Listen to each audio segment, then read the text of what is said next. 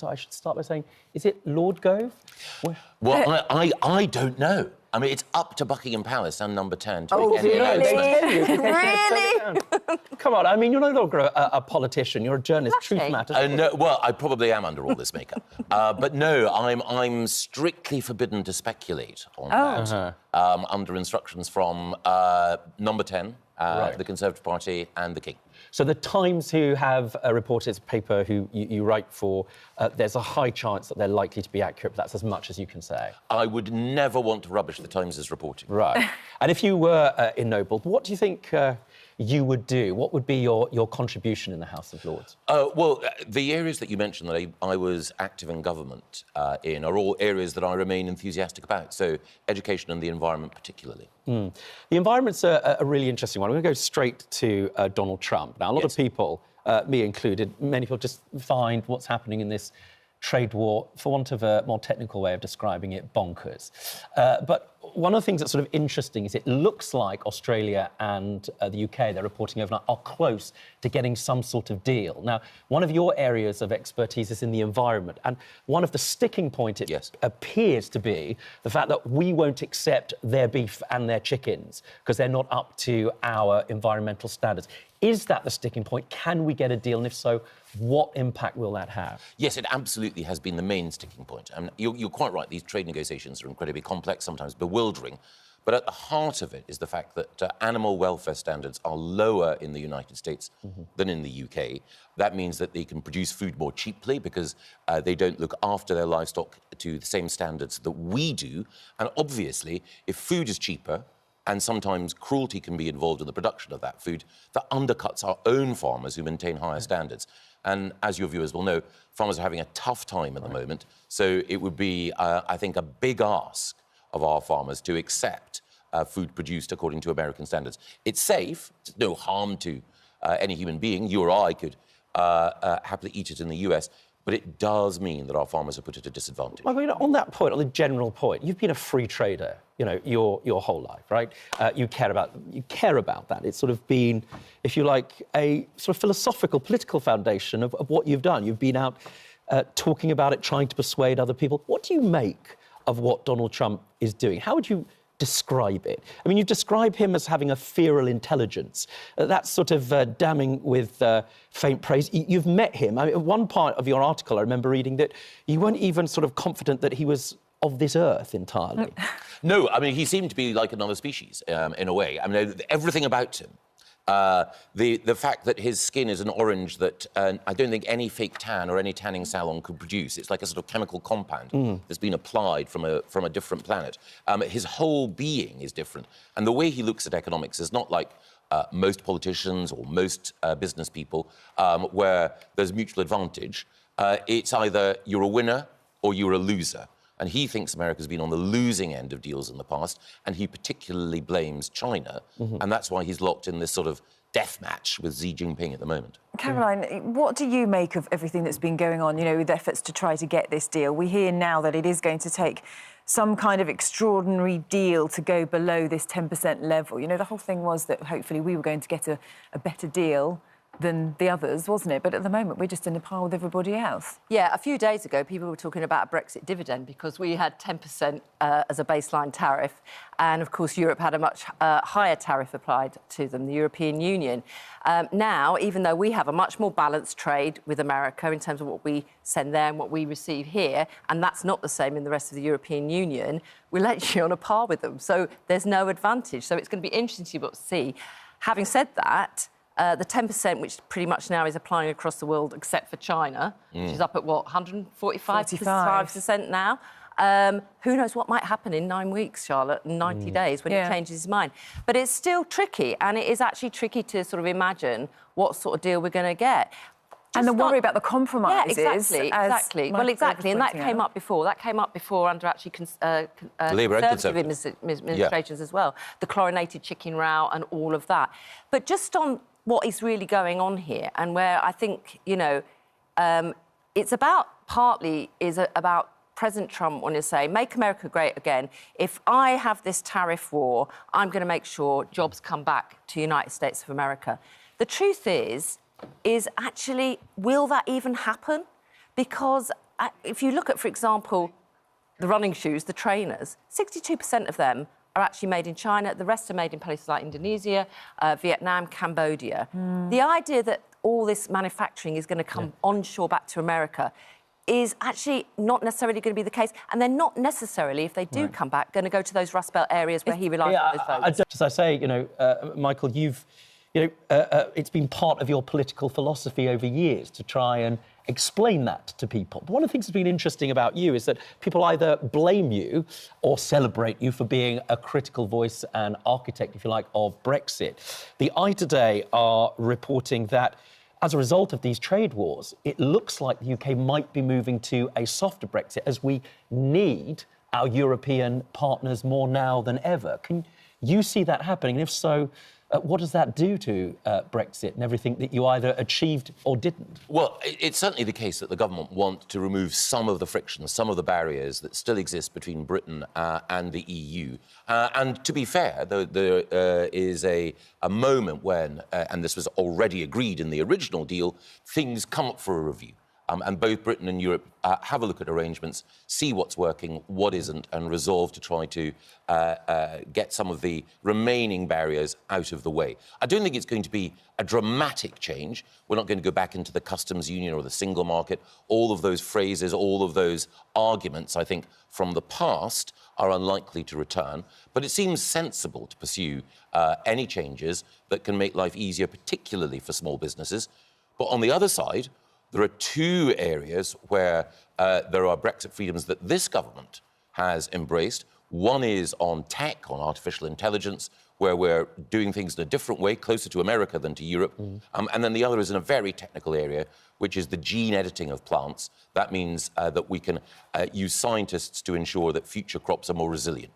I think it's wrong to sort of really suggest that somehow, a softer Brexit is a result of what's happening. I think we were heading that way because there was so much left unresolved, partly because obviously we had a sort of, turnover of prime ministers under Conservative administrations in a very short space of time. It didn't leave much else for really getting down to any negotiations. So I think, we've already seen, for example, that the question of us having visas to go to parts of the European Union has been pushed back and all of that. And we'll see common sense, I hope, partnership working. And more than anything else with the European Union, and NATO comes into this well, actually, what Trump has done is point out, and is a fair point, that the NATO members and Europe have relied on America to basically underpin security spending. Yeah, and that has an that's impact. going to change, and that's going to change in terms of our relationships on security and defence across Europe in a good way, I think. That has an impact, but basically, so people understand, right?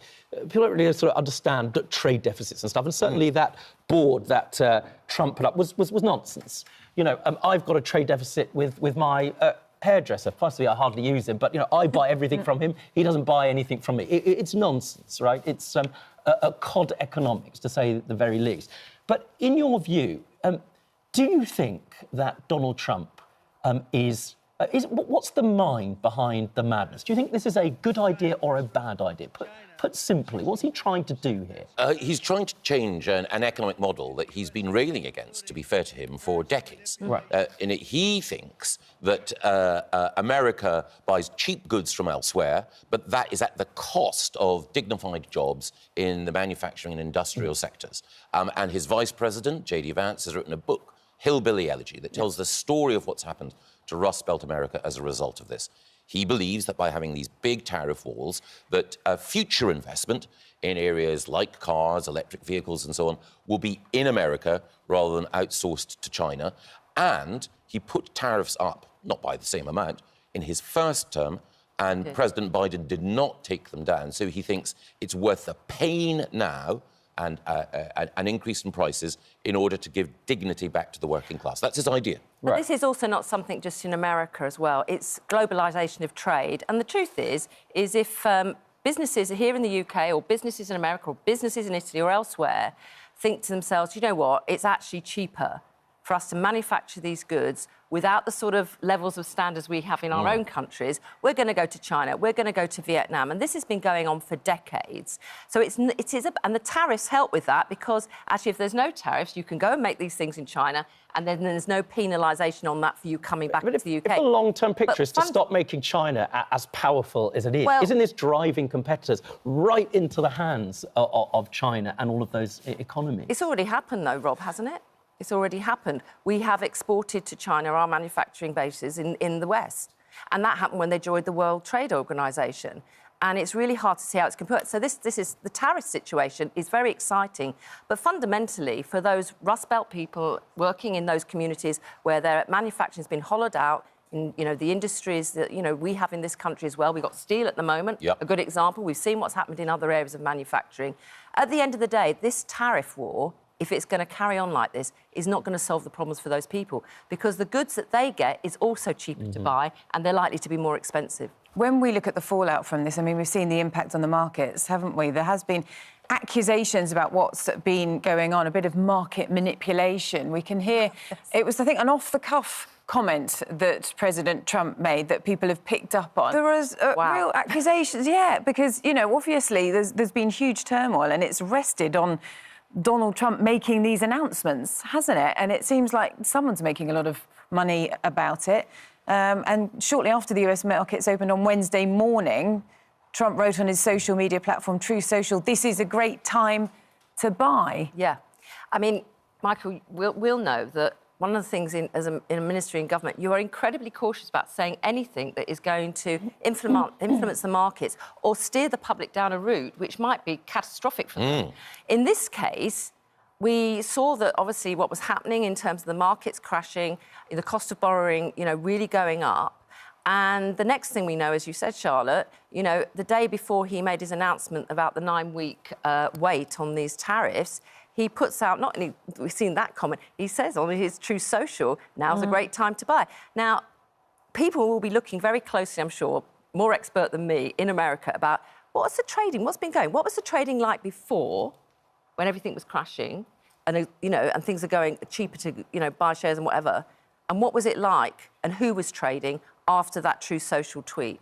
And that comment there, I mean, my goodness, it's quite a rash thing, I think, for a politician to say. We would be hauled over the coals We certainly for would. that, wouldn't we? Yeah. One of the things that's sort of drilled into you as a minister is that whenever people ask you about the markets, the value of the pound or whatever, you say, I must not provide a running commentary. Exactly. And it sounds incredibly dull. Viewers or listeners at home will think, why is this person defaulting to that robotic phrase? I mean, surely, the markets are going crazy. We need someone at the centre of government to give us a clear understanding of it. What's your opinion? What's your opinion? But you mustn't, because, exactly as Caroline says, if you endorse a particular fluctuation and people back that, and they lose out subsequently, then that's irresponsible. You're playing with other people's money. But what we have here is this tension at the heart of what Trump wants. He wants his tariffs, but he also wants to be able to say, look, America is a roaringly successful economy.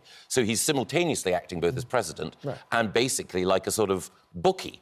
Saying, put your money down. Right. Yeah, that's what he'll say anyway. I mean, that's the point. Whether it's a bear market or not, that's what he does. Yeah, I mean, exactly. So he wants to seem like a booster in every sense, making America great again in the long term, and also making Americans richer in the short term. And as we've discussed, there's an inevitable tension between the two. To be clear, with a bear market, whether the market's down and not doing very well, he'll dance around the ring and say it's great. And that's, as you say, from your experience, in part of his character. Some people call that lying. Well, his view is that there should never be an occasion where you apologise. You're always winning. There's a fantastic, sometimes chilling movie called The Apprentice that tells the story of Donald Trump's rise. And at the end, it becomes clear that, his basic mantra is never give up, Never admit you've lost. Wasn't that the advice to Boris Johnson as well, though? Yeah. I think it may have been. Was it your advice to him?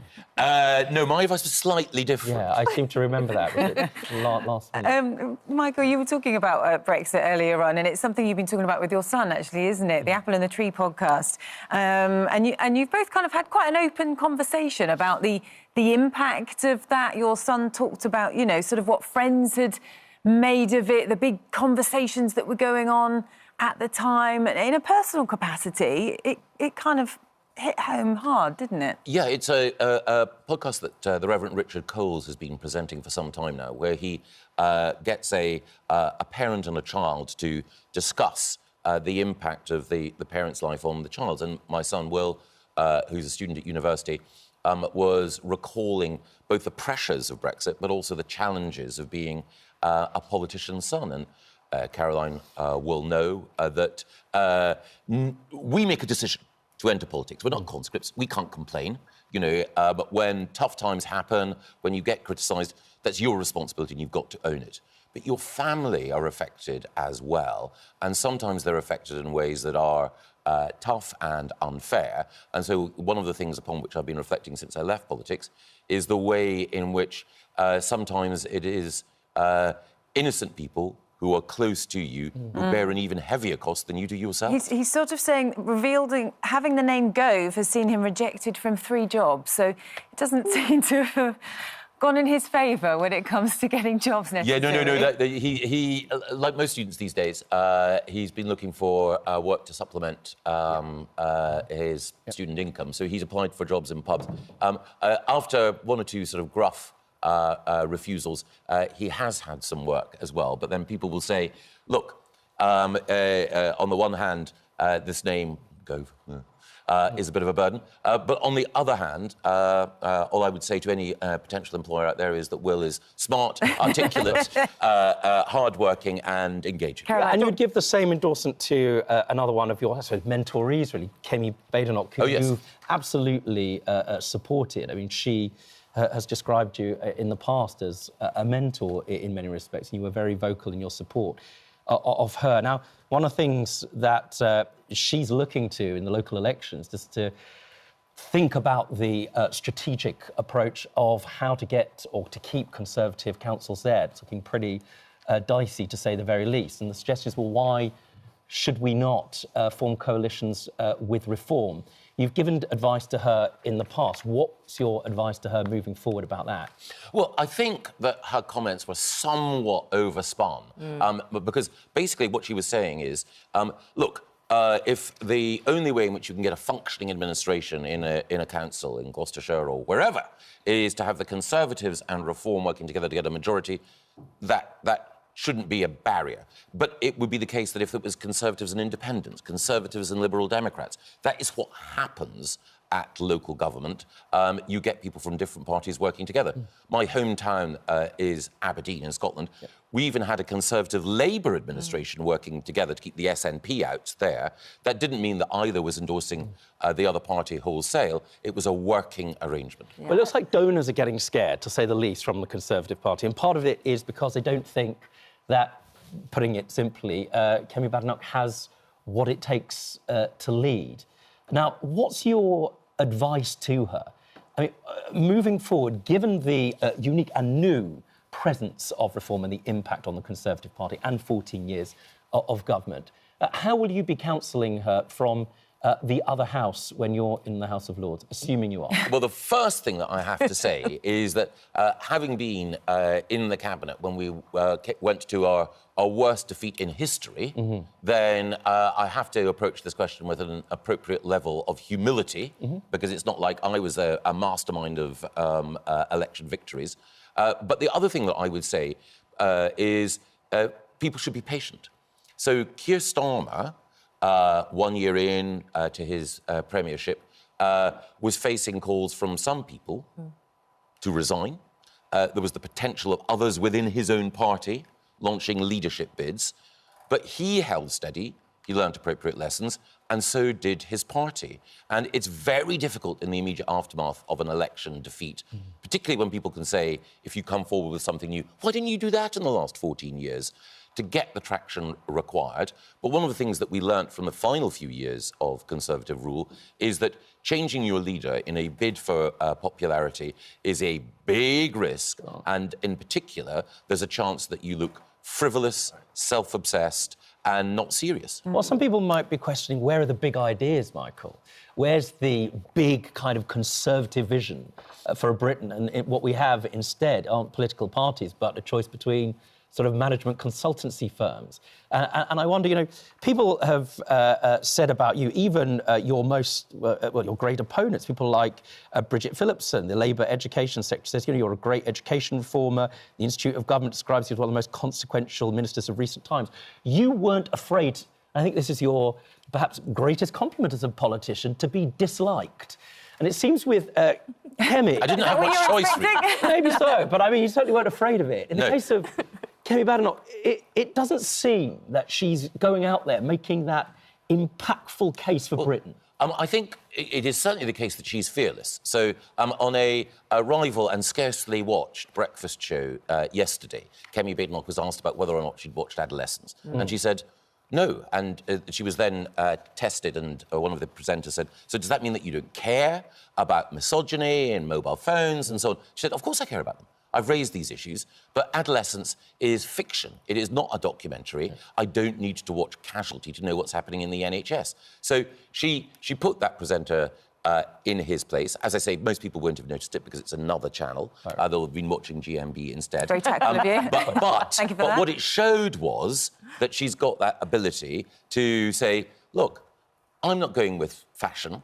I know my own mind, and that, I think, is what people admire in politicians. What do you think, Caroline, about kind of the political landscape at the moment? Because it does feel like a very different place, doesn't it? But it does, at the same time, feel there are sort of, you know, opportunities that are potentially going to take us in very different directions. I mean, we spent the first part of this morning talking about Trump and the influence there, and in some ways that's what almost drowns out a lot of other things that are going on domestically, doesn't it? Yep. Because it's just dominating every day, and because he's literally changing his mind, or we're all responding to that. I mean, I think on two things. I think on the local election situation, I think Farage sort of having a go at Kemi Badenoch about that is a bit of posturing. The truth is, up and down the country in local authorities, particularly where there's no overall control, at some point there will be some leverage. You've got to pass a budget in a council, and if you haven't got majority control, you're going to have to work with others. And if reform's in a situation where it has council seats, it'll do what everyone else does, is ask for some leverage. But on the bigger picture thing, I think, is that, you know, it does take time, and we'll have to see. But, you know, part for her is the difficulty for anyone in opposition is breaking through and being heard. But at the moment, I have to say, when you look at the polls, I mean, the public are pretty disenchanted with politics as a whole still. And that's hard for anyone to In terms of teams and whose side you're on, football, you're a QPR fan. Yes. My great apologies to you, what to say. My stepdad is too. I wonder, what do you make of Prince William possibly becoming a football pundit? He's also got dubious taste in teams as well. Just have a watch this. Take a look at him in action. It's very impressive, isn't it? I should have said it's a game of two halves, shouldn't it? That's the thing, being a pundit is a bit like being a royal. You have to come up with these sort of phrases, I suppose. Yeah, no, like I think almost everyone was very impressed. I mean, he had a clear understanding of the tactics being employed by Paris Saint-Germain. He had watched the match and learned appropriate lessons. I think that he should probably not be a pundit. He should be in the dugout. I think that William should probably be managing a Premiership team, if not England, with an insight like that. Now, there's an idea. Got enough to do with the day job? Probably, yes. But then, you know, like Prince Harry or King Harry at Agincourt, he could be leading from the front. Yeah, well, talking about Harry and Agincourt. Meanwhile, Harry's been to Ukraine, until you lose the match, and then you're out. I mean, it's a game of two halves, and the Royals are certainly a game of two brothers. Harry is out in Ukraine, apparently not on official trip. You know, what sort of help do you think that brings to Ukraine? Well, why do you think there's any meaningful purpose for him to go and do this, or do you? I do. So Harry gets a lot of criticism, as does Meghan. But put, you know, most of this sort of flummery to one side. One of the great things that he's done is to focus attention on the plight of wounded veterans. And his Invictus charity has raised money for them, celebrated them. And one of the challenges that Ukraine faces is that the war of attrition they have against Russia has involved thousands of very brave men who've been seriously wounded, and anything that can be done to support them is a good thing. So for once, I think people should put cynicism aside and support Harry in celebrate this. So he went to the Superhuman Centre and Orthopaedic Clinic in Lviv for military personnel and civilians. And I mean, it does make a difference. No, it does make that kind a of difference. presence. And it's a reminder of the violence of war. Yes. And for both military personnel, but also civilians, because we know a lot of civilians have been killed and injured. So, look, I mean, I'm not saying that he always makes the best choices on things, but I think this is something where he deserves some credit. I do. Well, thank you very much. We will see you later. And almost Lord Gove, semi-Lord Gove. Is that how we're going to describe him today, then? Go out. Almost Lord Gove. Oh, please just call me Michael. It makes it all easier. Are you going to be making your friends call you Lord if this does happen? Lord. No. My friend's got lots of names for me. Sometimes they have 4 letters as well. But generally, Mike or Michael. Now, with new tanning trends taking over social media, young people are being warned against buying into potentially dangerous sunbed culture, with a recent study revealing 43% of 18 to 25-year-olds use them. Carrie-Anne McDonald used sunbeds 3 times a week for 12 years and says the obsession to get the perfect tan has left her with permanent skin damage. She's had to have 18 moles removed from her body. And now the personal trainer is urging people to look after their skin. Carrie-Anne joins us now with consultant dermatologist Dr. Zainab Lafter. Good morning to both of you. Thanks for coming in. Carrie-Anne, how do you feel about sunbeds now? And looking back, do you just kind of think, oh, wish I'd never even gone there? Well, if I could talk to my younger self, I would most definitely tell myself not to use it. But back in our day, when I started out in the fitness industry, it was all about looking well and having that sun-kissed glow, you know, and looking healthy. And, you know, you weren't normal if you weren't bronzed, you know.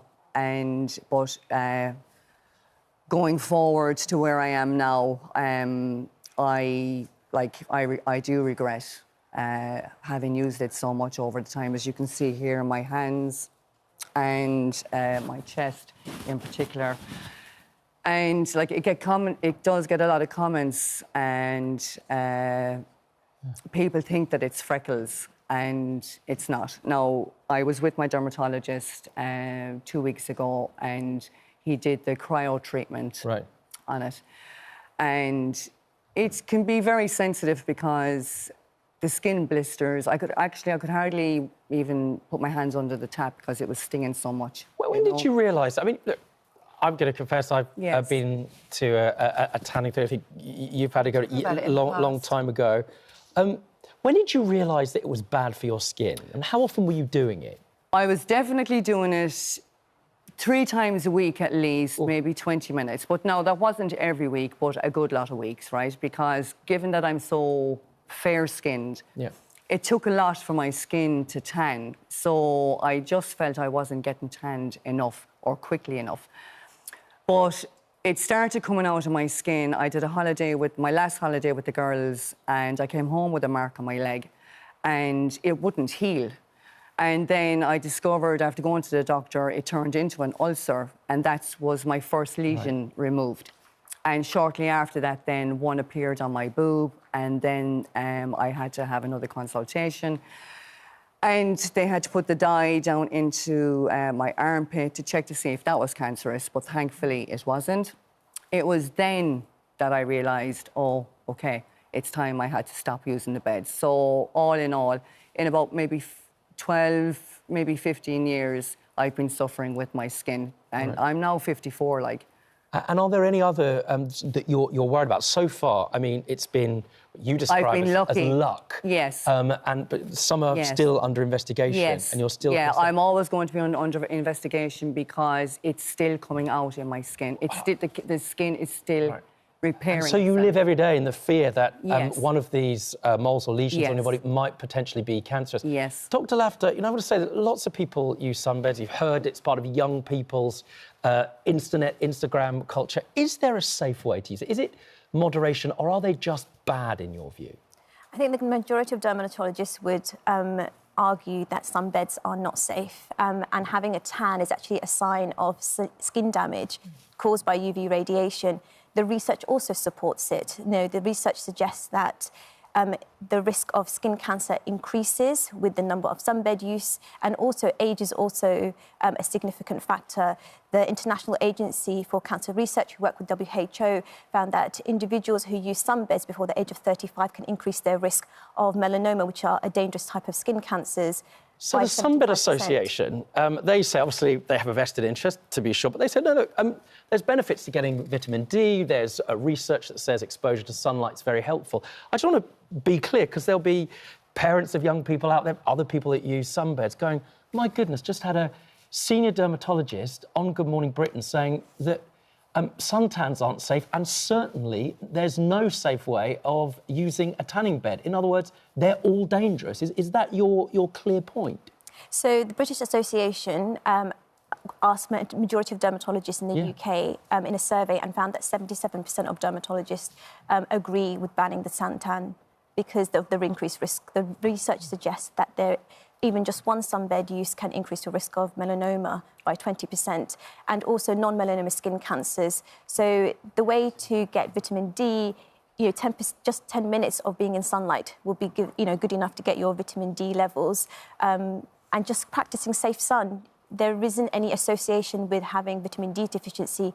And for example, using sunscreen, it's all about that cumulative damage. And as you have more UV radiation into your skin, the risk of skin cancers increases, as well as skin ageing. OK, and Carrie-Anne, I mean, when you look at the statistics, though, here we're saying 53% of 18 to 25-year-olds use sunbeds. It's obviously, even though people know about the risks, they still want to use them, don't they? How worried are you, kind of, now you've lived through it, you've kind of got the damage to prove it, haven't you, about the number of people that still aren't heeding the warnings? Yes. I suppose, when you're in your youth, you think you're invincible and nothing's going to happen to you, But it really isn't until later life that it comes at you. As I said, it has been coming at me now for the last 15 years, and I would have been a sun worshipper, lying out all day in the sun on holidays, and people used to remark on how I used to get scalded here. And I never really let it bother me at the time. But now, where I am today, and I have to say, I commend all the younger people. When I see beautiful skin, I remark on it because I'm so jealous, because I see what I've done to my own skin. And if I can just bring awareness to especially the younger people, to be more mindful about their usage, to look after their skin, because it will affect you in later life. I'm presuming that's your message to people out there taking the selfies, and yours as well, Dr. Lafter, that in your view, like many other consultant dermatologists, senior dermatologists, you think they should be banned altogether. I have to say, it's a pretty stark message. There is the counterpoint for the Sunbed Association, who said it's important to separate modern professional tanning salons which follow strict safety protocols from often unregulated practices of the past. Today's responsible sunbed sector complies with standards that include screening customers and rigorously enforcing age restrictions, skin type assessments and sessions limited to protect users. Now, the UK economy grew better than expected in February at 0.5%. The expansion largely thanks to a strong manufacturing and service sector. But will Donald Trump's tariff undo all of that if a trade deal with the US can't be reached? Joining us now is the Care Minister, Stephen Kinnock. Good morning to you. So we have got better expected growth in February, which is good news, of course, but, 0.5%, it's still only very modest, isn't it? The government strategy is all hanging on getting good growth. And we know at the moment, with the global instability because of Donald Trump's tariffs, that all of that is up in the air, and actually we have to brace ourselves for a negative impact, don't we, because of that?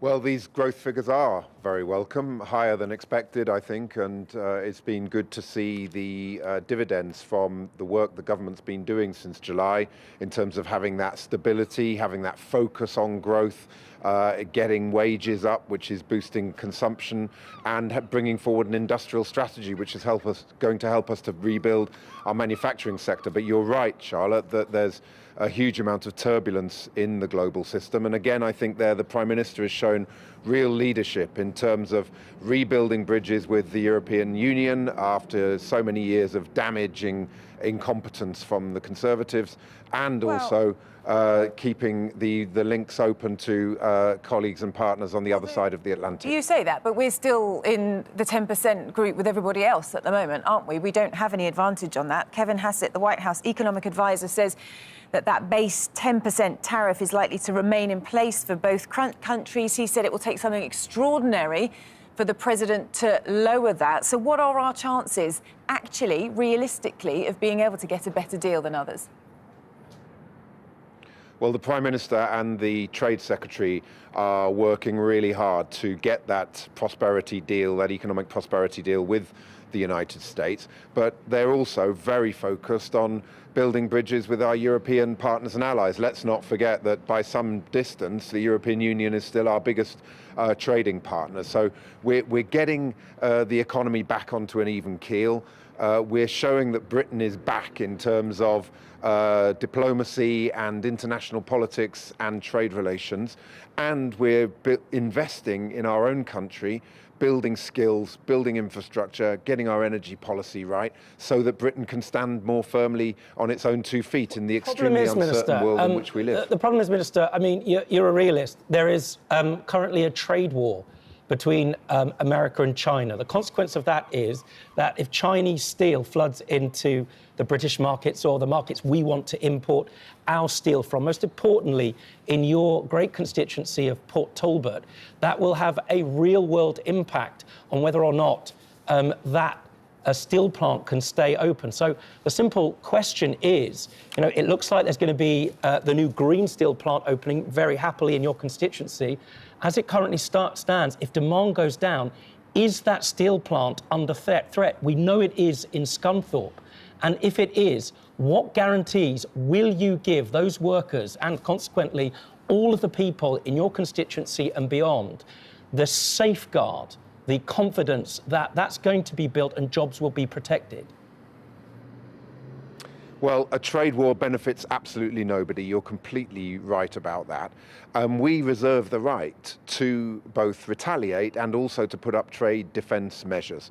And when you see, and if we see, large amounts of steel coming from a country like China and being dumped on our markets, we must and we will bring forward trade defence measures with quotas and tariffs to push back against that, and that is something that the government is looking at. You're considering retaliatory tariffs. You're considering retaliatory tariffs on China. The other option, bearing in mind people who are nervously sitting at home, worried about their jobs, especially in the steel sector, and most importantly, your own constituency. Would there be a time when the government might say, "Look, this is so bad. We need to protect our jobs. It's time to renationalise"? We are in negotiations, of course, with the Scunthorpe plant, and I live in a constituency which has gone through huge turbulence in terms of the change that you've just talked about, moving from blast furnace technology to electric arc furnace technology. And it's a testament to the incredible resilience of my community that we are working towards that now. It's very tough, and my heart goes out to the families and the steelworkers in Scunthorpe but the question is how challenging time. I don't mean to interrupt you. The question is how. Look, we've got to keep it simple. How scared are you about these jobs? There was a conversation with Tata Steel, right? You were, and the Labour Party were critical about the nature of that deal. Nevertheless, it means real-world jobs. Given what's happening in the world, those are under threat. So the simple question is, what are you going to do to protect those jobs in your constituency? And, of course, in Scunthorpe as well? Well, we are moving towards a competitive, viable steel business here in the constituency, and that is going to be based on recycled steel made in one of the world's biggest electric arc furnaces, and I'm hoping that spades will be going into the ground in the summer on that. That is a vital way of protecting jobs, because the best way to protect jobs is to build an industry that works and that can stand on its own 2 feet. By the way, we export. Sorry, you're not going to build it if the company. Excuse me, sorry. If the company withdraws because it can't make any money because there's a trade war going on and there's nothing the government has done to protect that business, you're not building anything. I mean, it's just a simple question. Well, looking down the camera, speaking to your constituency, what will the government do? And not language, but just very straightforward. Well, the government's put £500 million into that electric arc furnace. It's a co-investment with Tata Steel, and we've also brought forward a number of other measures to support the workforce in terms of the transition. So this isn't just words, this is real action. Government working in partnership with steel businesses to build an industrial strategy. Steel is a vitally important part of our economy. It's a foundational sector, and it's vital for our national security. So this government will do what it takes to ensure that we keep a steel industry in our country, but it should be based on partnership with a steel business that has got a vision for the future, and that is what we're working towards. Listen, I know something else that you want to talk about, the fact that waiting lists are down, which is obviously good news. However, there are still millions of people on NHS waiting lists, aren't there? There are still record high waiting times for people to be treated in A&E. There are still people being treated on trolleys in corridors. The NHS is still in crisis, isn't it? And at the moment, it's people's health that is at risk because of it. Well, when we took over in July, we said we would deliver 2 million extra elective appointments in our first year. I'm absolutely delighted that after 9 months we've smashed that target, 3.1 million today, also 100,000 extra in terms of the 18-week referral to treatment target. We've reduced the waiting list by 219,000. Big progress in the right direction. By the way, all the measures that the Chancellor brought forward in October to make this possible were voted against by the Conservatives, Reform and Liberal Democrat parties. So they should be asked about how they would have generated the revenue to make all of this work. They're not in government, Minister. But I accept that. I mean, they're not going. I mean, still, just to be clear, they keep on saying they welcome the investment, but they don't want to say how they would generate it. Those waiting lists are still higher than pre-pandemic levels. Most people's in county got a 4-hour A&E target. Many people, you'll have spoken to some of them yourself, have a 12-hour wait on trolleys and A&E. We have countless people who tell us about that, family members as well. And I wonder if you're proud of this figure, that the NHS satisfactory score is the lowest since records began. You've been in office for a year. How do you explain that? Well, I'd of course point out that when Labour left office in 2010, it was the highest since 1948. So what we've seen is 14 years of Conservative neglect and failure. But I absolutely accept that we are in a hole, and we've got to dig ourselves out of that hole. The inheritance is dire, but we are straining every sinew to work towards getting 1,500 more GPs announced, 700,000 extra urgent dental appointments, waiting list down by 219,000. We're step by step. We're getting there. Although, I hope we're turning one that of the big corner, problems. but I absolutely accept that we're a long way from where we need to be. Yeah, and one of the big problems, isn't it, is the number of people who are in hospital who could actually be somewhere else. You know, I think it's 1 in 7, isn't it, the figure now? In January, beds were occupied in hospital by someone medically fit for discharge, but they didn't have anywhere to go because of the social care crisis. And the issue is that is only going to get worse, isn't it? With the impact of the changes to national insurance contributions, minimum wage, it means that things are going to get more difficult for those care homes, and therefore there's going to be pressure on those places. It's been called a doom loop. So actually, from that point of view, you're making the situation even worse. Well, we do have a social care system that is facing massive challenges. We've invested an additional £3.7 billion into that system. We're bringing forward a fair pay agreement for care workers to address the fact that we've got over 100,000 vacancies. All of these things are going to take time to fix. We've brought forward the independent commission that will be chaired by Baroness Louise Casey that is going to put our care system back onto an even keel. But what we absolutely recognise is that if you've got large numbers of people who are medically fit for discharge in hospital and they're not being discharged, that is creating backlogs in the system. There's also a big piece around avoiding unnecessary admissions, and we're looking to invest more in community care so that people can be cared for at home and don't need to come into hospital in the first place. Okay. These are the measures to fix primary care, which is the front door of the NHS, and adult social care, which is so important in terms of this point around delayed discharge. And have you said making sure it's adequately funded as well. We watch this space. There are many care homes, as you know, that are closing down, worried about national insurance contributions being passed on to them. And if that happens, the people who are holding those beds aren't going anywhere.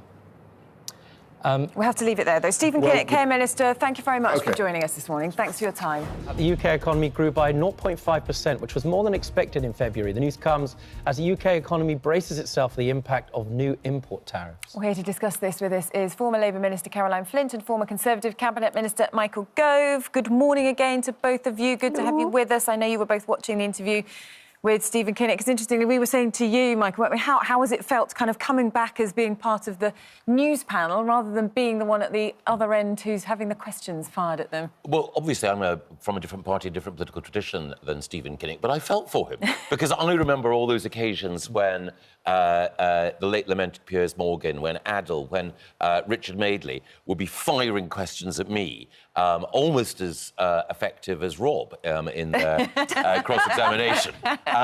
And the thing is that you're trying to get a message across. You'll have been briefed beforehand that, you know, the really important point that you need to land is X. But then, when you've got someone who's asking the obvious question, you're torn between giving the answer that you really want to give and the answer you've been told to give. Exactly. What is the answer he really wants to give? I mean, the bottom line is, you know, people at Port Talbot have got jobs up in Scunthorpe. People are worried. It has an impact on our economy, on the nation, to be sure. But, you know, there's bottom-line issues. People being at home and worried. How worried should they be? That's the question. Well, I think we should be worried, both for all the workers at Scunthorpe, but also about our country as a whole, because being able to produce our own steel is a foundation industry requirement. You know, the government, quite rightly, has got a massive ambition for 1.5 million homes being built, infrastructure projects. The sort of steel you need for that is pure steel, virgin steel made from iron ore. And Scunthorpe's the only place that does that. Right. If that goes, whatever's going on at Port Talbot with the recycled steel through this electric arc type furnace is not the same as Scunthorpe. We could end up being pretty much the only steel producing country in Europe that doesn't have the capacity to do that. And I think that's why the government has to think really seriously about possibly nationalising. It's not the only option on the table, but seriously, are we going to end up without a proper foundation industry in steel? Editor of The Spectator, read nationalisation? Yeah, but there's something I would do before that. So Stephen Kinnock can't influence Donald Trump, he can't influence Xi Jinping, but he can influence Ed Miliband. We have higher energy costs in the UK than anywhere else in the developed world, 4 times as high as they face in America. And on top of that, Ed Miliband has said no new coal production in the UK. The last government was going to open a new coking coal mine in Cumbria, which was specifically designed to ensure that we could maintain British steel production, and Ed Miliband effectively vetoed going ahead with that. But the other thing we could do as well, let's look at Germany. They got rid of their nuclear. They had very green policies, but do you know what they did? For their energy-intensive industries, they paid a discounted price for their energy, and that's something we could look at as well. Because I know naturally people would say, well, come on, you're supposed to be taking the environment seriously, but at the moment we have steel from Japan being redirected here, coal from Japan being redirected here in order to support the steel sector. That is environmentally nonsensical in comparison. And also, we will need steel, not just for the new homes that Caroline mentions, but we will need steel for the renewables infrastructure, for the windmills, for the solar panels. I don't want to pull out the 14-year card here, but I feel I have to. We had 14 years under Conservative administrations, under different Prime Ministers, where these challenges with steel were there then. There were challenges then because they were having to import from overseas for their coal, and it wasn't sorted. So it's another big issue that has landed on this government's plate. But I think they've got a better will to sort it. I am wondering, I mean, we got to the tail end of it, but the looming disaster, the doom loop, as you referred to it, Charlotte, in the care home system. Yeah. Right. The cost of national insurance passed on to workers in care homes, that means it's more expensive. It means they're going to close down. I mean, what's your view, having heard that? Why on earth is Rachel Reeves pushing on with this, do you think? Well, I think when she came in, she had a priority to spend more on the NHS and to help settle the train driver strike. She had to find the money from somewhere. During the course of the election campaign, Labour had deliberately said they were not going to increase taxes on working people. The hidden part of that was directly on working people. So they raised national insurance contributions, and that for employers, and that's just made it more difficult to hire people. Right. Now, I'm sure that Caroline will say... Come on. The problem with the social care sector, whilst I'm not diminishing impacts of an employee's national insurance tax going on, have been going on for years. It has been fudged for well over a decade now. And the other thing about people who are getting older, who are in hospital, it's not all about them going into care homes. It's actually about support to stay. Most people want to stay in their own home. Exactly. And that's where we need. And at least this government, we've got Louise Casey doing her report, that will raise expectations, and I absolutely hope and believe that this Labour government is going to resolve this. And we need the other parties to stop getting into this thing that every time one party says we should do this, the other party criticises them. There has to be some unity on sorting the problem. The national insurance contribution is an issue, but it's not the biggest issue facing social care. We have to wrap things up now, but thank you very much. Michael, I hope you'll come back. I hope you've enjoyed yourself. Very much so, yes, absolutely. It's been a total pleasure. Welcome Thank back, you very much. Lord Gove, when it's all been officially announced. There we go.